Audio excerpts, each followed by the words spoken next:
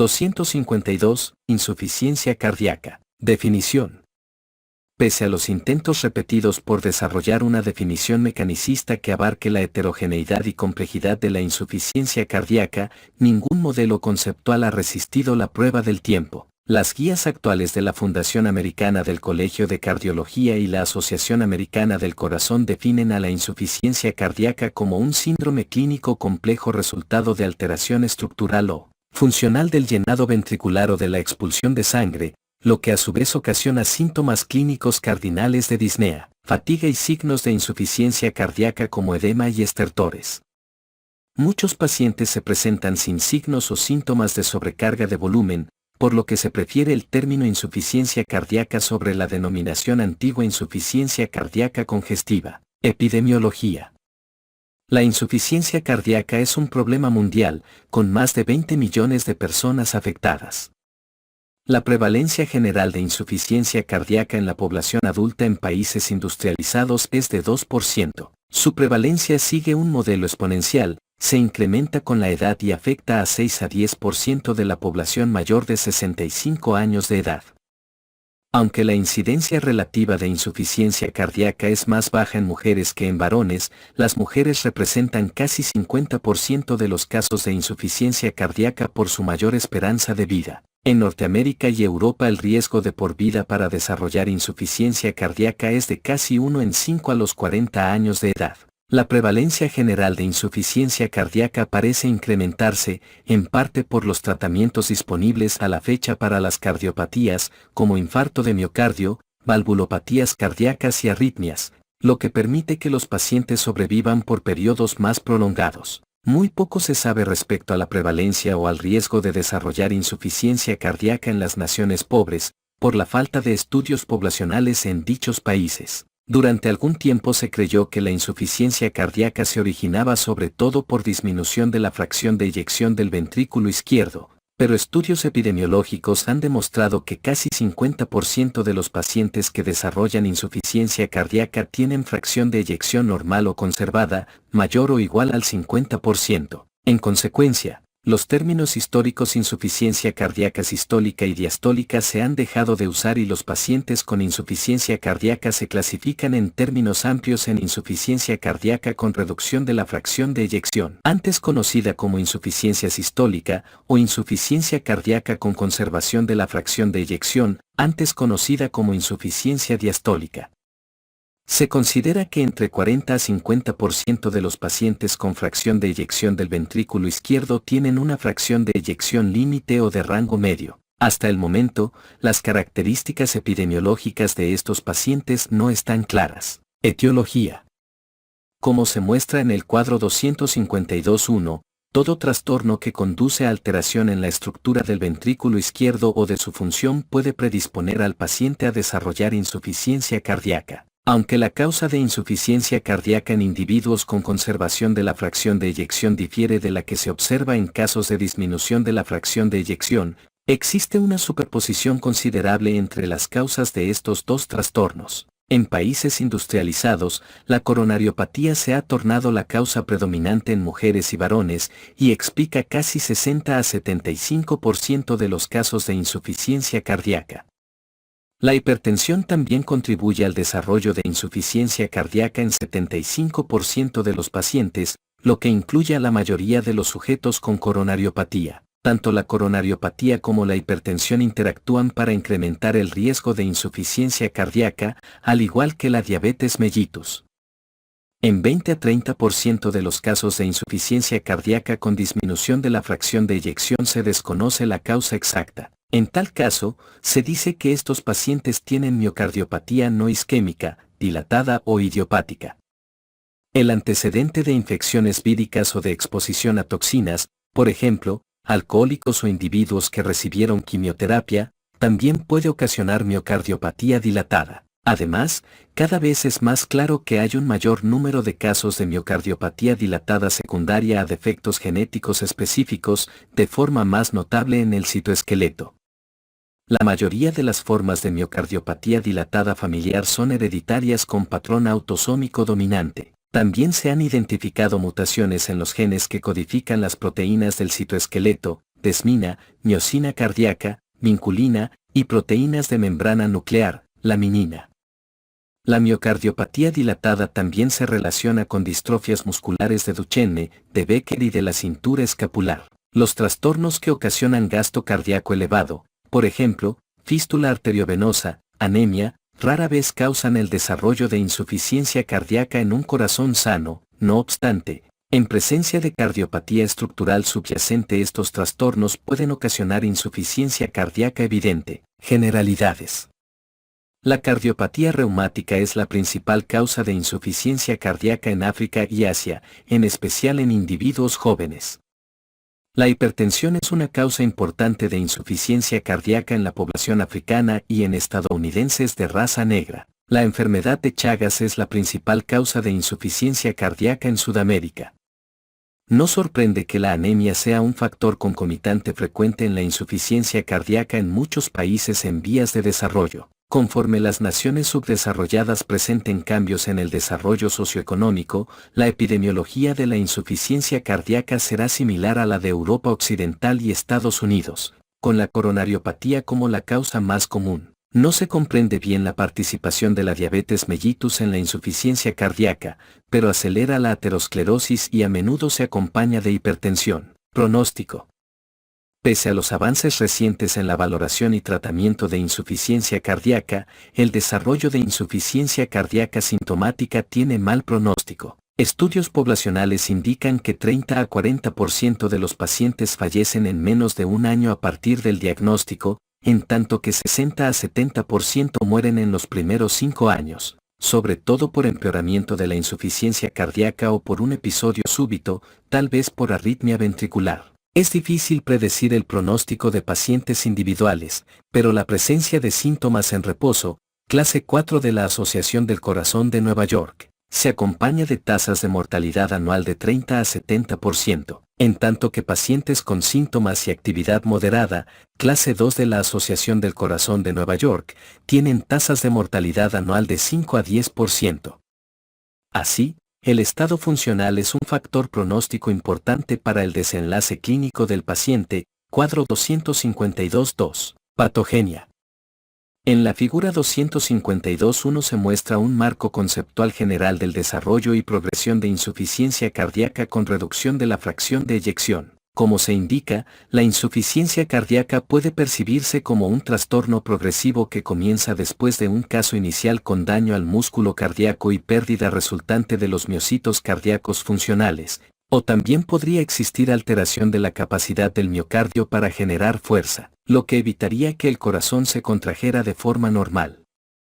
El caso inicial puede tener aparición súbita, como un infarto de miocardio, o bien ser de inicio gradual o insidioso, como una sobrecarga hemodinámica de presión o volumen. Podría ser también un trastorno hereditario, como ocurre en muchas miocardiopatías genéticas. Sin importar la naturaleza del episodio desencadenante, la característica común a cada uno de estos casos iniciales es que, de alguna manera, todos producen reducción en la capacidad de bombeo del corazón. En la mayor parte de los casos, los pacientes permanecen asintomáticos o con pocos síntomas después de una reducción inicial en la capacidad de bombeo del corazón o desarrollan síntomas solo después de que se ha presentado disfunción por algún tiempo. Aunque no se conocen con certeza las razones exactas por las que los pacientes con disfunción del ventrículo izquierdo a veces permanecen asintomáticos, una posible explicación es que se activan varios mecanismos compensadores en presencia de lesión cardíaca, disfunción de ventrículo izquierdo o ambos, lo que permite que los pacientes mantengan y modulen la función del ventrículo izquierdo durante meses o años.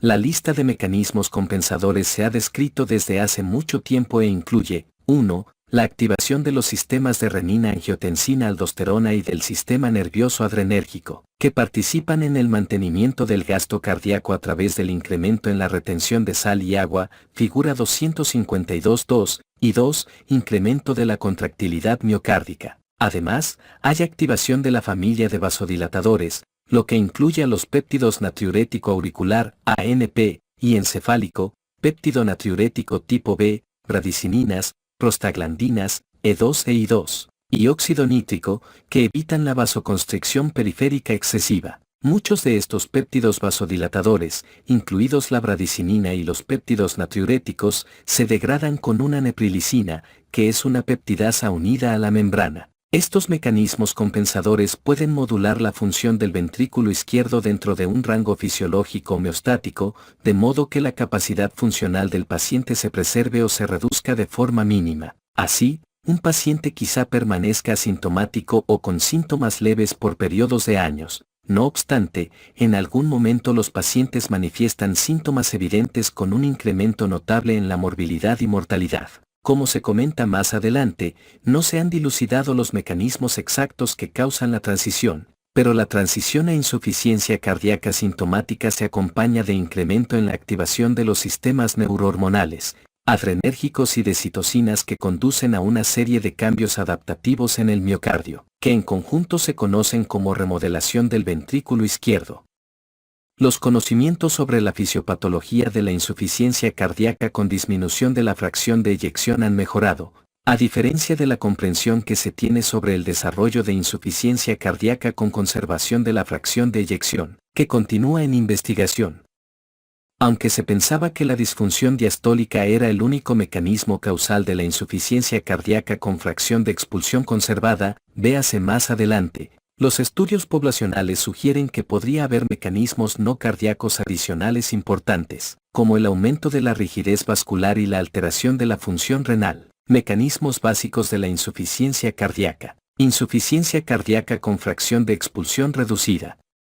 La remodelación del ventrículo izquierdo se desarrolla en respuesta a una serie de sucesos complejos que ocurren a los niveles celular y molecular, cuadro 252-3. Estos cambios incluyen 1. Hipertrofia de los miocitos, 2. Alteraciones en las propiedades contráctiles del miocito, 3. Pérdida progresiva de los miocitos a través de necrosis, apoptosis y muerte celular autofágica, 4. Desensibilización de los receptores beta-adrenérgicos, 5. Anomalías en la producción de energía y en el metabolismo del miocardio. Y 6. Reorganización de la matriz extracelular con disolución del colágeno estructural organizado que rodea a los miocitos con sustitución subsiguiente por una matriz de colágeno intersticial que no proporciona apoyo estructural a los miocitos. El estímulo biológico para estos cambios profundos incluye presión mecánica del miocito, neurohormonas circulantes, por ejemplo, noradrenalina, angiotensina 2, citocinas inflamatorias, por ejemplo, factor de necrosis tumoral, otros péptidos y factores de crecimiento, por ejemplo, endotelina y radicales de oxígeno, por ejemplo, superóxido. Se cree que la expresión excesiva sostenida de estas moléculas con actividad biológica contribuye a la progresión de la insuficiencia cardíaca por los efectos nocivos que tiene en el corazón y la circulación. Esta información es la justificación clínica para usar fármacos antagonistas de estos sistemas, por ejemplo, inhibidores de la enzima convertidora de angiotensina, receptor de la angiotensina inhibidor de la neprilicina y beta bloqueadores en el tratamiento de pacientes con insuficiencia cardíaca. A fin de comprender cómo contribuyen los cambios miocárdicos a la disminución de la función sistólica del ventrículo izquierdo en la insuficiencia cardíaca, es útil revisar primero la biología de la célula muscular cardíaca. La activación neurohormonal sostenida y la sobrecarga mecánica producen cambios durante la transcripción y posteriores a esta en los genes y proteínas que regulan el acoplamiento, excitación, contracción y la interacción en los puentes transversales. Véanse figuras 232.6 y 232.7. Los cambios que regulan la excitación-contracción incluyen disminución en la función de la trifosfatasa de adenosina de calcio iónico del retículo sarcoplásmico, cerca 2A, lo que disminuye la captación de calcio en el retículo sarcoplásmico y produce hiperfosforilación del receptor para rianodina, lo que permite la fuga de calcio del retículo sarcoplásmico. Los cambios en los puentes transversales incluyen menor expresión de la cadena pesada de alfa-miosina y aumento en la expresión de la cadena pesada de beta-miosina, miocitólisis e interrupción de las uniones citoesqueléticas entre los sarcómeros y la matriz extracelular. En conjunto, estos cambios afectan la capacidad del miocito para contraerse y por tanto, contribuyen a la disminución de la función sistólica del ventrículo izquierdo que se observa en pacientes con insuficiencia cardíaca. La relajación miocárdica es un proceso dependiente del trifosfato de adenosina que está regulado por la captación de calcio citoplásmico en el retículo sarcoplásmico por acción de la trifosfatasa de adenosina de calcio iónico del retículo sarcoplásmico y por la salida de calcio intracelular por acción de las bombas del sarcolema, véase figura 232. 7. En consecuencia, la reducción en las concentraciones de trifosfato de adenosina, como ocurre en casos de isquemia, puede interferir con este proceso, lo que conduce a disminución de la relajación miocárdica.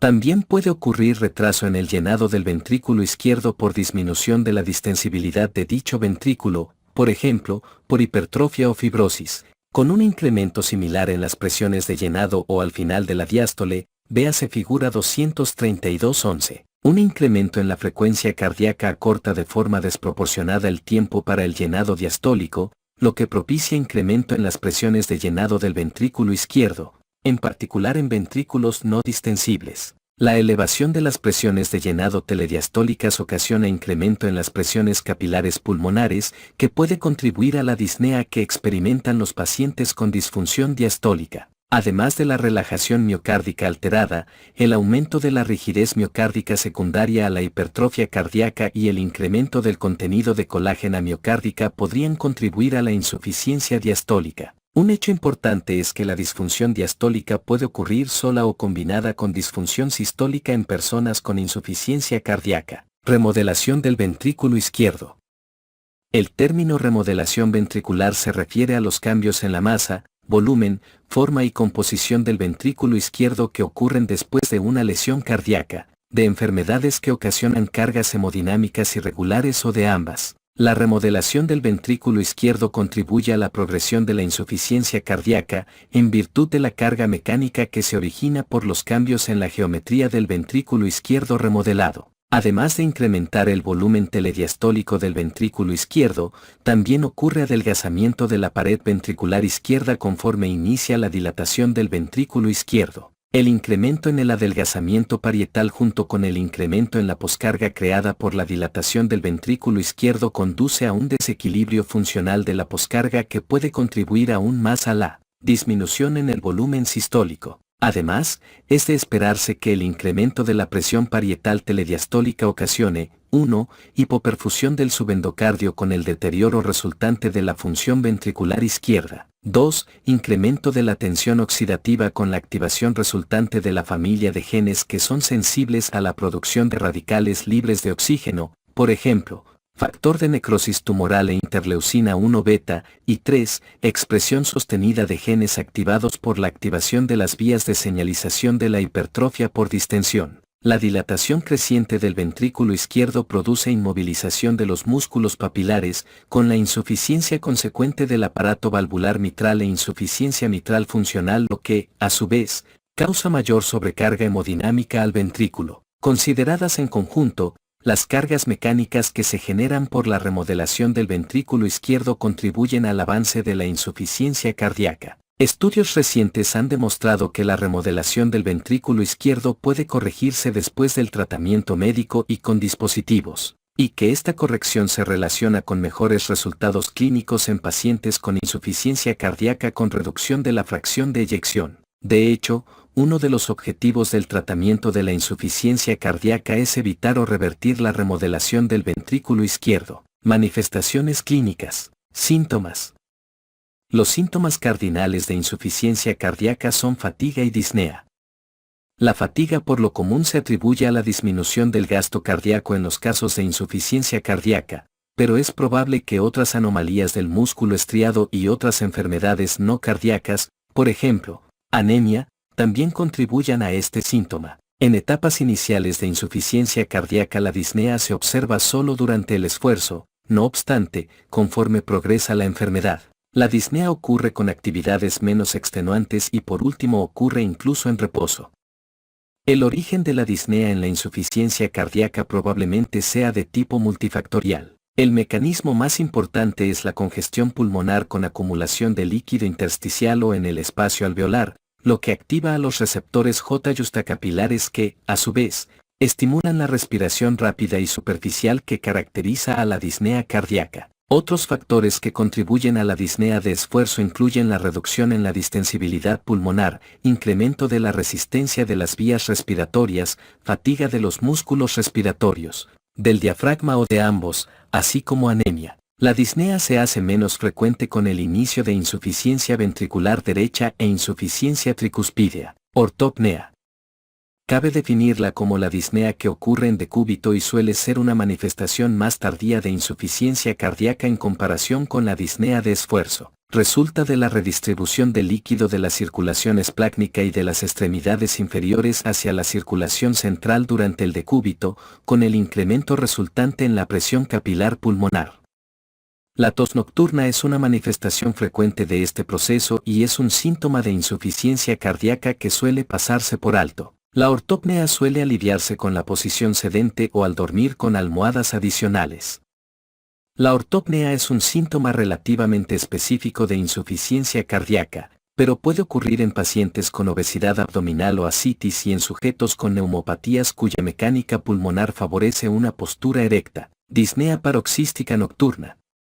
El término se refiere a los episodios agudos de disnea grave y tos que suelen ocurrir por la noche y que despiertan al paciente, por lo general 1 a 3 horas después de acostarse. La disnea paroxística nocturna puede manifestarse por tos o sibilancias, tal vez por incremento de la presión en las arterias bronquiales que ocasiona compresión de la vía respiratoria, junto con el edema pulmonar intersticial, lo que incrementa la resistencia de las vías respiratorias. La ortopnea puede aliviarse con la posición sedente al lado de la cama, con las piernas en posición declive, pero los pacientes con disnea paroxística nocturna a menudo tienen tos persistente con sibilancias incluso después de haber asumido la posición erecta. El asma cardíaca tiene relación estrecha con la disnea paroxística nocturna, se caracteriza por sibilancias secundarias a broncoespasmo y debe diferenciarse del asma primaria y de las causas pulmonares de sibilancias. Respiración de Cheyne-Stokes. También conocida como respiración episódica o respiración cíclica. La respiración de Cheyne-Stokes se observa en 40% de los pacientes con insuficiencia cardíaca avanzada y casi siempre se relaciona con gasto cardíaco bajo. La respiración de Cheyne-Stokes se origina por aumento de la sensibilidad de los centros respiratorios a la presión de dióxido de carbono arterial y un periodo circulatorio alargado.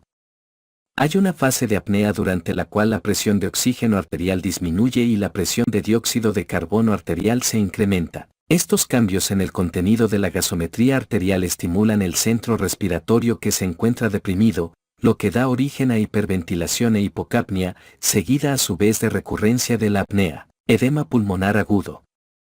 Véase capítulo 298. Otros síntomas.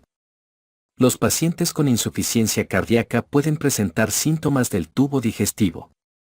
Síntomas frecuentes incluyen anorexia, náusea y saciedad precoz relacionada con dolor abdominal y sensación de plenitud abdominal, y tal vez están relacionadas con edema de la pared intestinal, con congestión hepática o ambas. La congestión hepática y la distensión de su cápsula pueden conducir a dolor en el cuadrante superior derecho del abdomen. En pacientes con insuficiencia cardíaca grave se han observado síntomas cerebrales como confusión, desorientación y trastornos del sueño y del estado de ánimo, en particular en individuos de edad avanzada con arteriosclerosis cerebral y disminución de la perfusión cerebral. La nicturia es común en personas con insuficiencia cardíaca y puede contribuir al insomnio. Exploración física.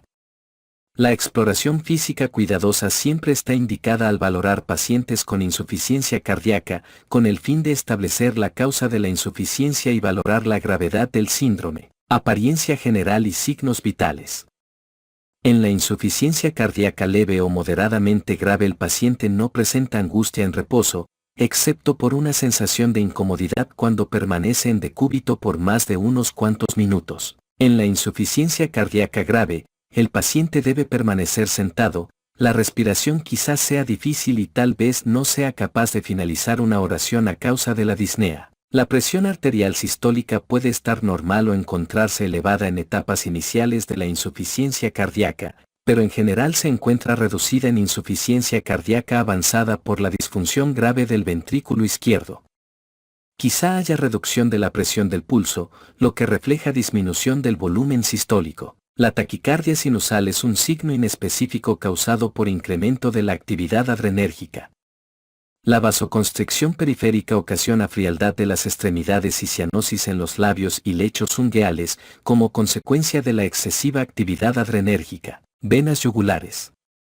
Véase capítulo 234, su exploración permite estimar la presión auricular derecha. La presión venosa yugular se aprecia mejor con el paciente en decúbito, con inclinación de la cabeza a 45 grados. La presión venosa yugular debe cuantificarse en centímetros de agua, normal menor de 8 centímetros. Al estimar la altura de la columna venosa de sangre por arriba del ángulo del esternón en centímetros y después añadirle 5 centímetros. En etapas iniciales de insuficiencia cardíaca, la presión venosa puede encontrarse normal en reposo, pero elevarse de forma anormal con el incremento sostenido de la presión abdominal, cerca de 15 segundos. Reflujo abdominoyugular positivo. Las ondas subgigantes indican la presencia de insuficiencia tricuspidea. Exploración de los campos pulmonares. La presencia de estertores, crepitantes o subcrepitantes, es consecuencia de la trasudación del líquido del espacio intravascular hacia los alvéolos. En pacientes con edema pulmonar pueden auscultarse estertores en ambos campos pulmonares y acompañarse de sibilancias respiratorias, asma cardíaca. Cuando se presenta en pacientes sin neumopatía concomitante, los estertores son específicos de insuficiencia cardíaca. Los estertores con frecuencia no se detectan en pacientes con insuficiencia cardíaca crónica, incluso con presiones de llenado del ventrículo izquierdo elevadas, por el incremento de la eliminación del líquido alveolar a través del drenaje linfático. El derrame pleural sobreviene por la elevación de la presión capilar pleural y la trasudación resultante de líquido hacia las cavidades pleurales. Las venas pleurales drenan hacia las venas pulmonares y sistémicas, y por tanto los derrames pleurales ocurren más a menudo con la insuficiencia biventricular. Los derrames pleurales a menudo son bilaterales en la insuficiencia cardíaca, pero cuando son unilaterales ocurren con mayor frecuencia en la cavidad pleural derecha. Exploración del área cardíaca. Aunque esta exploración es esencial, a menudo no proporciona información útil respecto a la gravedad de la insuficiencia cardíaca. Si hay cardiomegalia, el punto de impulso máximo por lo general se desplaza por debajo del quinto espacio intercostal y por fuera de la línea mesoclavicular y el impulso se palpa en más de 2 espacios intercostales. La hipertrofia grave del ventrículo izquierdo ocasiona punto de impulso máximo sostenida. En algunos pacientes se ausculta un tercer ruido cardíaco, S3, el cual también se palpa en el vértice del corazón.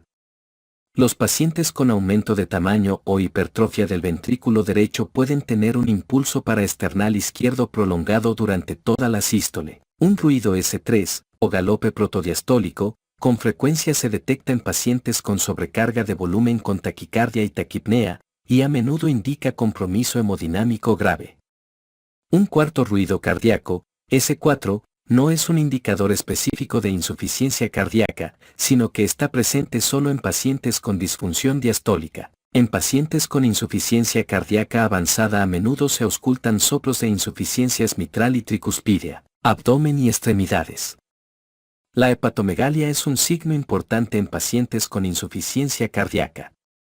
Cuando está presente, la hepatomegalia con frecuencia es dolorosa y puede pulsar durante la sístole en casos de insuficiencia tricuspidea. La ascitis es un signo tardío que ocurre como consecuencia de incremento de la presión en las venas hepáticas y en las venas que drenan el peritoneo. La ictericia es una manifestación tardía en individuos con insuficiencia cardíaca y es consecuencia de la alteración de la función hepática por la congestión de la glándula e hipoxia hepatocelular. Se relaciona con elevación de las bilirrubinas directa e indirecta. El edema periférico es una manifestación cardinal de insuficiencia cardíaca, pero suele ser inespecífico y a menudo está ausente en pacientes que han recibido tratamiento adecuado con diuréticos. El edema periférico suele ser simétrico, se observa en regiones de declive y en la insuficiencia cardíaca ocurre sobre todo en tobillos y zonas pretibiales en pacientes ambulatorios.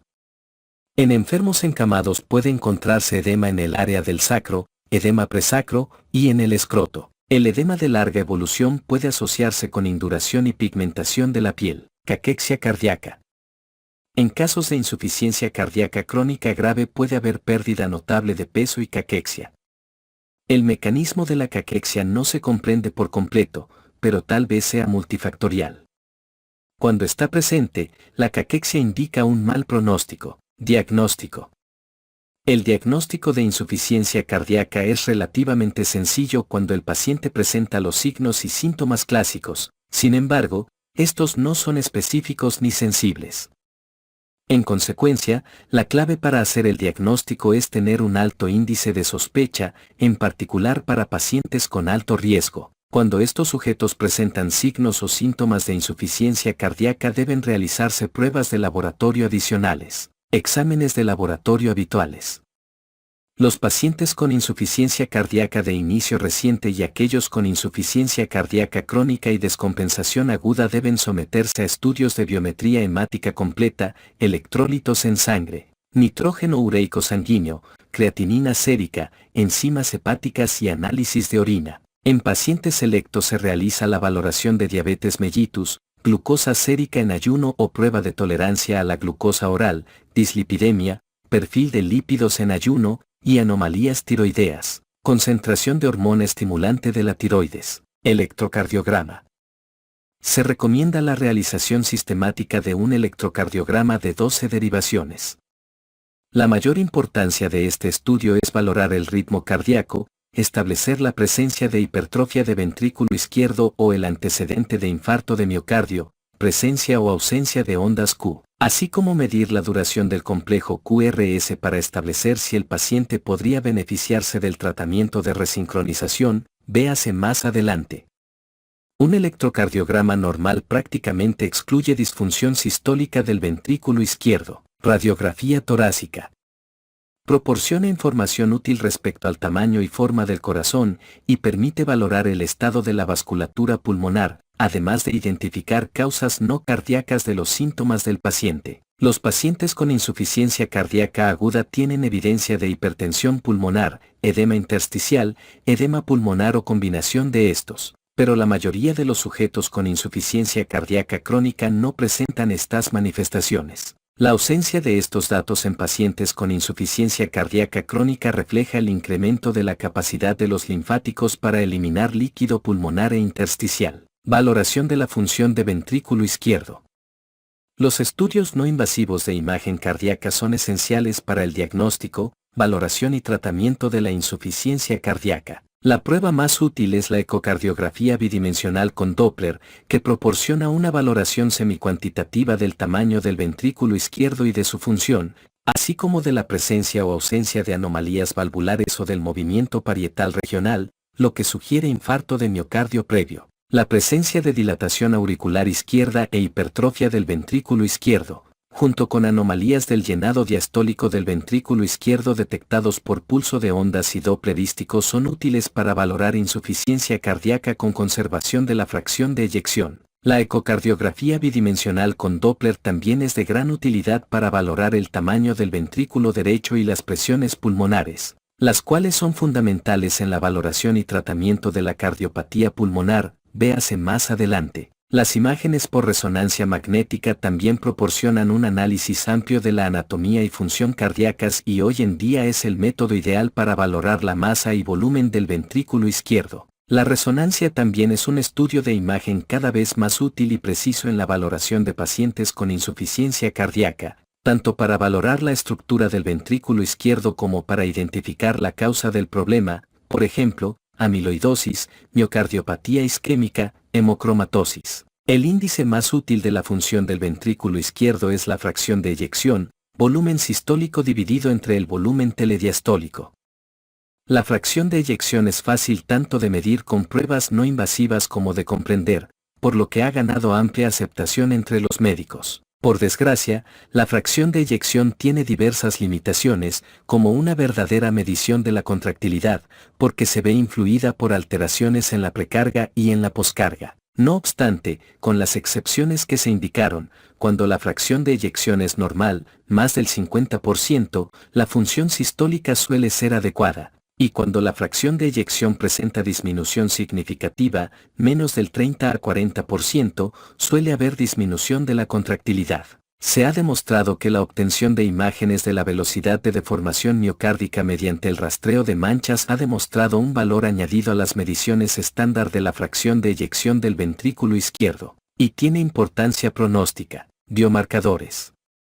Las concentraciones circulantes de péptidos natriuréticos son auxiliares útiles e importantes en el diagnóstico de pacientes con insuficiencia cardíaca. Tanto el péptido natriurético tipo B, BNP, como el propéptido natriurético tipo B, NT-proBNP, aminoterminal se liberan en el corazón con insuficiencia y son marcadores relativamente sensibles para la presencia de insuficiencia cardíaca con disminución de fracción de eyección. También se encuentran elevados en pacientes con insuficiencia cardíaca leve, aunque en menor grado. En pacientes ambulatorios con disnea, la medición de péptido natriurético tipo B o péptido natriurético tipo B terminal N-prohormona es útil para apoyar la toma de decisiones clínicas respecto al diagnóstico de insuficiencia cardíaca, en especial en el caso de falta de certeza clínica. Además, la medición de péptido natriurético tipo B o péptido natriurético tipo B terminal N-prohormona es útil para establecer el pronóstico o la gravedad de la enfermedad en la insuficiencia cardíaca crónica que puede ser de utilidad para lograr un tratamiento médico óptimo en pacientes con eubolemia clínica. Sin embargo, es importante reconocer que las concentraciones de péptido natriurético se incrementan con la edad y con el daño renal, que son más elevados en mujeres y que pueden incrementarse en la insuficiencia cardíaca derecha por cualquier causa. Los niveles de péptido natriurético tipo B pueden elevarse en pacientes en tratamiento con receptor de la angiotensina inhibidor de la neprilicina. En pacientes obesos tales concentraciones quizás sean falsamente bajas. Otros nuevos biomarcadores como ST2 soluble y galectina 3 permiten determinar el pronóstico de pacientes con insuficiencia cardíaca. Prueba de esfuerzo. En pacientes con insuficiencia cardíaca no se recomiendan en forma habitual las pruebas de esfuerzo en banda sin fin o en bicicleta fija, pero pueden ser útiles para valorar la necesidad de trasplante cardíaco en casos de insuficiencia cardíaca avanzada. Una captación máxima de oxígeno menor de 14 ml por kilo por minuto se relaciona con un pronóstico relativamente malo. Los pacientes con captación máxima de oxígeno menor de 14 ml por kilo por minuto han mostrado, en términos generales, mejor supervivencia si se someten a trasplante en comparación a cuando reciben tratamiento médico. Diagnóstico diferencial. El diagnóstico diferencial de la insuficiencia cardíaca incluye 1. Trastornos con congestión circulatoria por retención anormal de sal y agua, pero en los cuales no haya alteración de la estructura o función cardíaca, por ejemplo, insuficiencia renal, y 2. Causas no cardíacas de edema pulmonar, por ejemplo, síndrome de insuficiencia respiratoria aguda. En la mayoría de los pacientes con signos y síntomas clásicos de insuficiencia cardíaca el diagnóstico es relativamente sencillo. No obstante, incluso los médicos expertos quizá tengan dificultades para diferenciar la disnea que se origina de causas cardíacas y pulmonares. En ese sentido, los estudios de imagen cardíaca sin penetración corporal, biomarcadores, pruebas de función pulmonar y radiografía torácica pueden ser de utilidad. Concentraciones muy bajas de péptido natriurético tipo B o de péptido natriurético tipo B terminal N-prohormona suelen ser útiles para excluir una causa cardíaca de disnea. El edema de tobillos quizás sea consecuencia de venas varicosas, obesidad, nefropatía o por efecto de la gravedad. Cuando se desarrolla insuficiencia cardíaca en pacientes con conservación de la fracción de eyección tal vez sea difícil establecer la contribución relativa de insuficiencia cardíaca a la disnea que ocurre en la neumopatía crónica y obesidad o ambas. Cardiopatía pulmonar. Definición. La cardiopatía pulmonar, a la que se suele referir como COAR pulmonale, se ha definido de manera amplia como la alteración de la estructura, la función o ambas del ventrículo derecho alterado en el contexto de neumopatía crónica, la cual se desencadena por la presencia de hipertensión pulmonar. Aunque la disfunción del ventrículo derecho es una secuela importante de insuficiencia cardíaca con preservación de la fracción de eyección e insuficiencia cardíaca con reducción de la fracción de eyección, esto no se considera como cardiopatía pulmonar. Etiología y epidemiología. La cardiopatía pulmonar crónica se desarrolla en respuesta a la hipertensión pulmonar crónica, como resultado de trastornos del parénquima pulmonar, vasculopatías pulmonares primarias o entidades patológicas que conducen a la hipoxia alveolar, cuadro 252-4. La verdadera prevalencia de la cardiopatía pulmonar es difícil de determinar. Primero, no todos los sujetos con enfermedad pulmonar crónica desarrollan cardiopatía pulmonar, la cual puede ser subclínica en individuos compensados. En segundo lugar, la exploración física sistemática y las pruebas de laboratorio son relativamente ineficaces para detectar hipertensión y cardiopatía pulmonares. Sin embargo, los avances en la ecografía Doppler bidimensional y los biomarcadores, péptido natriurético tipo B, pueden facilitar su identificación. Una vez que los individuos susceptibles desarrollan cardiopatía pulmonar, su pronóstico empeora, sin importar la causa subyacente. Aunque la enfermedad pulmonar obstructiva crónica y la bronquitis crónica generan cerca de 50% de los casos de cardiopatía pulmonar en América del Norte, cualquier enfermedad que afecte a la vasculatura o el parénquima pulmonares puede conducir a cardiopatía pulmonar. Cuadro 252-4. Los trastornos vasculares pulmonares primarios, como la hipertensión arterial pulmonar o la hipertensión pulmonar tromboembólica crónica, son causas relativamente infrecuentes de cardiopatía pulmonar, pero esta última es en extremo frecuente en estas entidades patológicas, dada la magnitud aumentada de las presiones arteriales pulmonares y la resistencia vascular pulmonar. Fisiopatología y mecanismos básicos. Muchos trastornos pueden producir cardiopatía pulmonar, pero el mecanismo fisiopatológico frecuente es la hipertensión pulmonar y la poscarga aumentada del ventrículo derecho, suficiente para alterar la estructura del ventrículo derecho, por ejemplo, dilatación con o sin hipertrofia, y su función. En condiciones normales, las presiones de la arteria pulmonar son de solo cerca de 15 milímetros de mercurio y no se incrementan de forma importante incluso con múltiplos del gasto cardíaco, por la vasodilatación y el reclutamiento de vasos sanguíneos en el lecho circulatorio pulmonar. Pero en el contexto de neumopatías parenquimatosas, trastornos vasculares pulmonares primarios o hipoxia crónica, alveolar, el lecho circulatorio se somete a remodelamiento vascular, vasoconstricción y destrucción vascular. Como resultado, se incrementan las presiones de la arteria pulmonar y la poscarga del ventrículo derecho, lo que establece las bases para la cardiopatía pulmonar. Cuadro 252-4. Las consecuencias sistémicas de la cardiopatía pulmonar se relacionan con las alteraciones del gasto cardíaco y la homeostasis de líquidos y electrólitos. Desde el punto de vista anatómico, el ventrículo derecho es una cavidad distensible, de pared delgada, que se adapta mejor a la sobrecarga de volumen que a la sobrecarga de presión. Por consiguiente, la sobrecarga de presión sostenida conduce a la disfunción e insuficiencia del ventrículo derecho. La respuesta del ventrículo derecho a la hipertensión pulmonar depende de la agudeza y gravedad de la sobrecarga de la presión.